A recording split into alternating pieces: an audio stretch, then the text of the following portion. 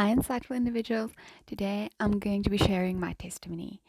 Um, I'm very scared and nervous to do this, but I feel like this might be the only useful thing I would ever do in my life. So let's get started.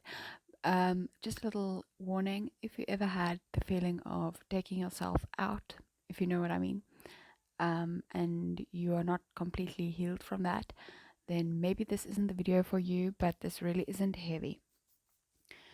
Okay, so let's see. I grew up very standard, nice family. Um, I remember when I was about 4 years old, I heard the name Jesus for the first time, and I was kind of scared to say it because I realized like there's some words only parents can say, and some words kids are also allowed to say. So I did test the waters because I just felt like I need to say this name, and I said Jesus, and my mom didn't freak out or anything. So I just said his name over and over and over again. And I think that prompted my mom to eventually buy a little kid's Bible. And every night when she read us stories, she would also read the Bible with us and pray with us. And I'm really thankful for my parents because they taught me to be um, submissive to God. And I had such amazing teachers along the way who told us we can speak to God anytime we want.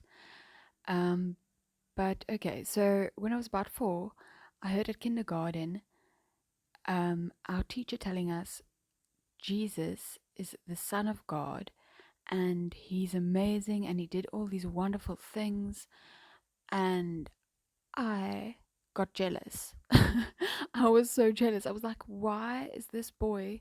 Because I had the idea it's like a little kid who could do all these cool things and he was so special. So I immediately felt so much jealousy, even at that young age, um, for this amazing child who could do so much. And oh my goodness, I regret feeling jealous so much now. But anyway, then when I was about 5 years old, my nephew came over and he told us, well, he's going to give his life to the Lord. And I said, well, I want to do that. And I was so amped. And he was like, no, you can't. You're too young. You have to be 8 years old. And so I think when I was 8 years old, I prayed and I'm like, or maybe I was even younger. I was like, please, I know I'm too young, but if I can give my life to you, I want to give my life to you. But I had no idea what that really meant. And even growing up in a Christianish household, my parents weren't very. They did the things. We didn't really go to church much or at all, but I had at least I had the knowledge of God. But I didn't like. They weren't open about their faith. It was always kind of like something you don't talk about. Even when I was little, I was a big overthinker. I used to just watch children play or watch children laugh at puppet shows, and I was never really in the moment.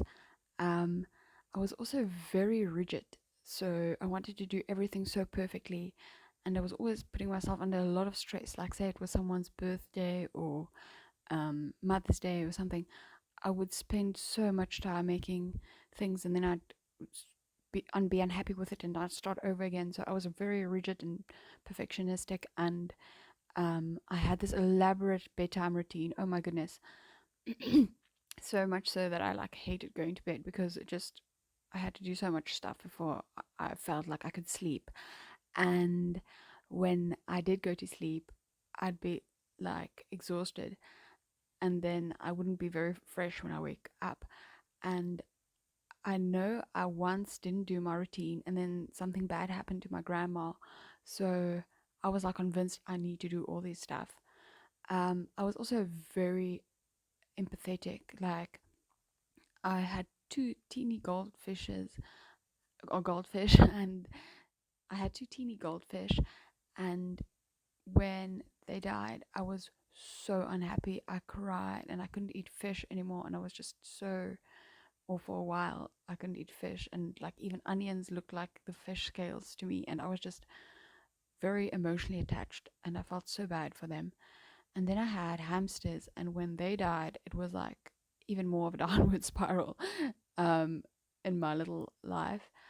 Um, I also met some interesting friends, and they were a bit older than me, but yeah, it's like various groups of people I hang out with, and there was a lot of what I now see as demonic activity in them. Um, there was one guy who was openly well, two guys who was openly Satanists. I remember the one guy was like flirting with me, and I was kind of having a crush on him while I was 12, and he was probably about 16, which doesn't seem like such a big age gap, but developmentally it is. And he asked me for my blood when he heard I was a virgin, and that was so creepy to me. But at the time, I didn't think anything of it. I was just like, ha ha, no. And he told me he thinks he's the devil because his name, middle name, and surname all contain 6 letters. And I was like, why? And he's like showing me the Bible verse, and I'm like, what? And then there was the other guy who was also like, he hated the Bible and everything. But I had a lot of empathy for everyone. So I was like just buddies with everyone. And yeah, but clearly there was like a evil presence surrounding them. Um, Looking back, I think also both of them had trouble with their fathers, so maybe they didn't have a good association with a fatherly figure, as God is described as. So I also had this friend who was super into like witchcraft. Well, not really she, but her mom. And I remember she telling me like, no, you're not allowed to say the real name of Jesus. And I was like, oh, sorry, I didn't know. But meanwhile, I think that only goes if you're against him, you know. Calling on the name of Jesus is like something you ought to be doing. But yeah, so I was friends with her, and I just felt sorry for people who were kind of, left out of the ring, so to speak. I also had this one friend, and she was very, very depressed. And one night she was in my room, and she was just talking to herself, and and she was like freaking out. And then all of a sudden, she tried to hang herself off uh, the latch of the curtains, and I was like, "What are you doing?" She's like, "I'm trying to kill myself," and then it didn't work, and she just walked away. And then I tried it, and I'm like, I didn't even think about it. It's just something that like I'm like just like, oh, that's a good idea. Like I'm just gonna end my life now. That's so not like me because I'm very thorough and I think everything through so much. So for me to just like randomly decide I'm gonna commit to, you know, take myself out is really not something in my character. But yeah, it's almost like there was a spirit that just was in her and then it flew in me, and yeah, very creepy stuff. So yeah, I eventually kept in touch with some of these friends, but slowly started to move away from them. And something that's quite interesting is they all told me they had like voices in their heads telling them this or that, and I was like, oh, that's creepy, but I didn't think much of it because I was about 12 years old at that time, so I had no thorough understanding of mental illness or spiritual forces or anything like that. So I was just like, oh, whatever.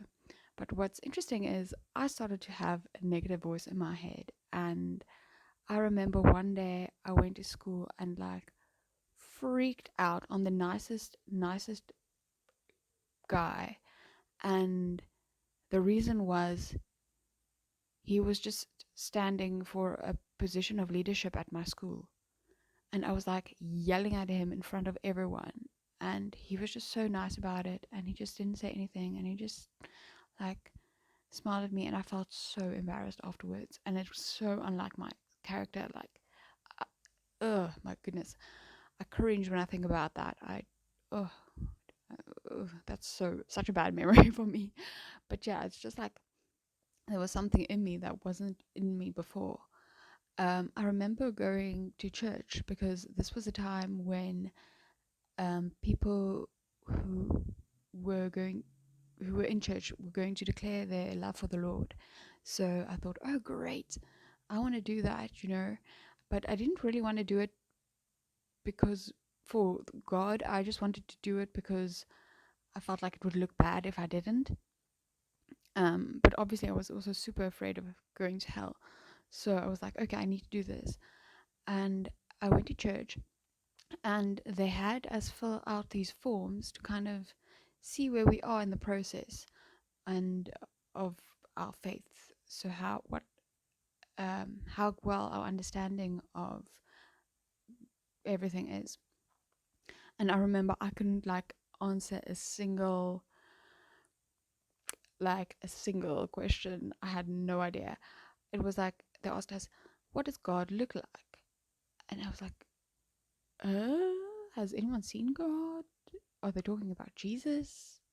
How should we know what Jesus looks like? Does the Bible describe that? And mind you, at this time, I was reading the Bible every night. I was praying every night, but I had just zero clue. And then another question they asked was, what's your favorite Bible verse? And me not going to church when I was little and reading the Bible but having no understanding. I couldn't even name a book in the Bible. So I was like, Psalms. I heard someone speak about Psalms. So I was like, Psalms 1 verse 1. I had zero clue. It's so embarrassing. Oh my goodness. Um, so yeah, after I filled out that form, I just realized I cannot, um, they will not accept me as into the church and giving my life to the Lord because, yeah. But I had this uneasiness about me because I felt like that's what I had to do. So yeah, I'm gonna cut my testimony short here. I'll share part 2 next time. That's gonna be about some spiritual experiences I had, encounters with God, and yeah, just all the other amazing things He's done in my life. Stay tuned, and I hope to see you in the next video. Bye.